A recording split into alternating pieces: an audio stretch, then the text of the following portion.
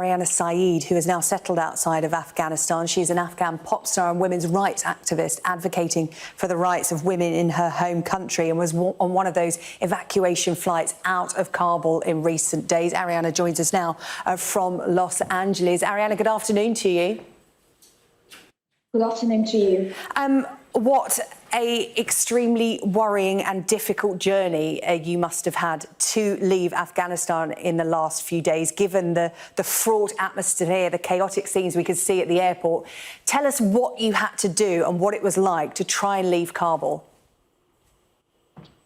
Well, I've been through a very horrifying experience trying to leave Afghanistan and escape. It was not easy at all for me because I'm a well-known face, as you said, in Afghanistan, and also the fact that I've been a women's rights activist and I've openly talked against Taliban for many, many years now.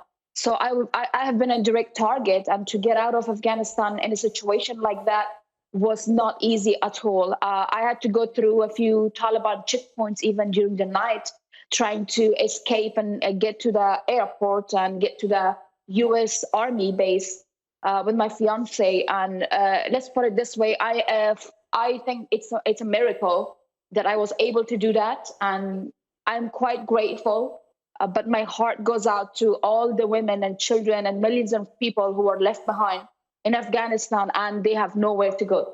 Yeah, give us an idea of the desperation outside that airport, because for us here in the UK and worldwide watching those scenes, we're not actually there, but those scenes are going to stay with us for a long time. Tell us about the people you saw there, the stories you heard, everyone with the same aim, escaping the Taliban.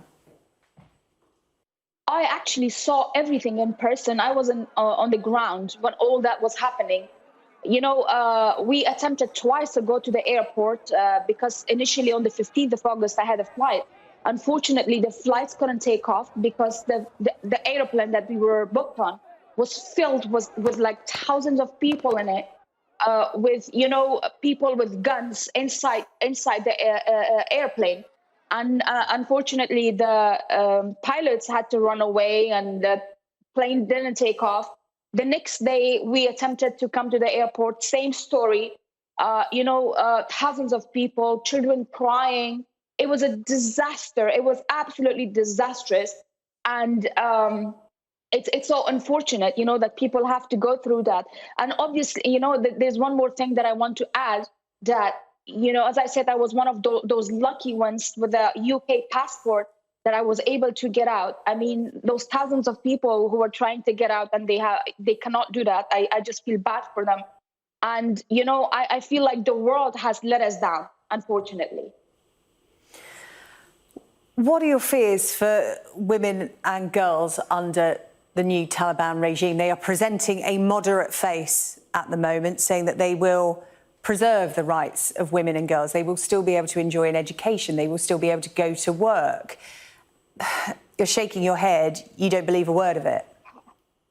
No, I personally do not believe a word of it. I don't trust them. For what we have experienced with Taliban, what they did to women in Afghanistan 20 years ago was historic, and it will stay with it. It was horror. So basically, I also want to say that I think they're portraying this face just to be able to be recognized by the world. And what is the guarantee that once they're recognized, they will hold on to their word?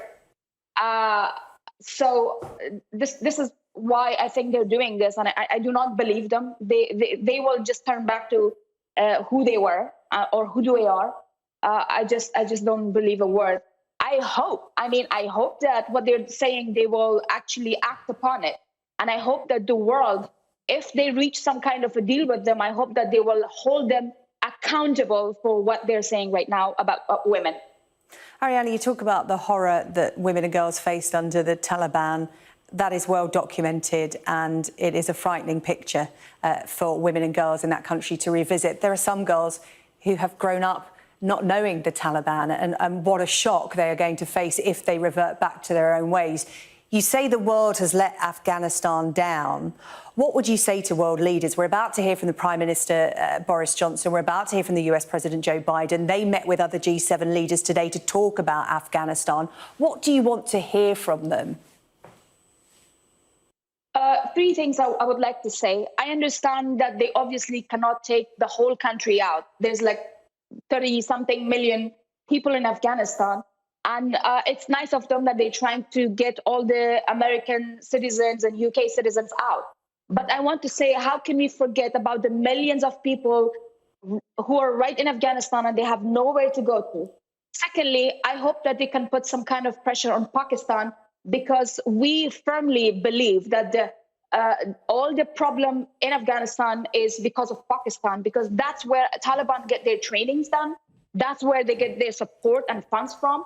And I believe that if the world stopped funding Pakistan, maybe our problems will be less in Afghanistan and there will be less terrorism in Afghanistan. I mean, what was the reason for the world to go to Afghanistan? If we try to remember, 20 years ago, they went to Afghanistan saying that we are trying to get rid of Al-Qaeda and we're going to get rid of Taliban.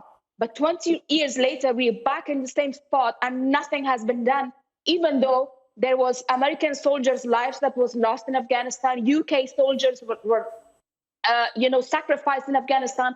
And after spending millions and trillions of dollars in Afghanistan, nothing has been done. And they would I cannot believe that they would just leave us and just go, just like that, overnight. So it's really shocking to me. I just hope that they can sit down together and, and find some kind of a solution to bring peace in Afghanistan so that the people don't even have to leave. Aryana, thank you so much for speaking to us.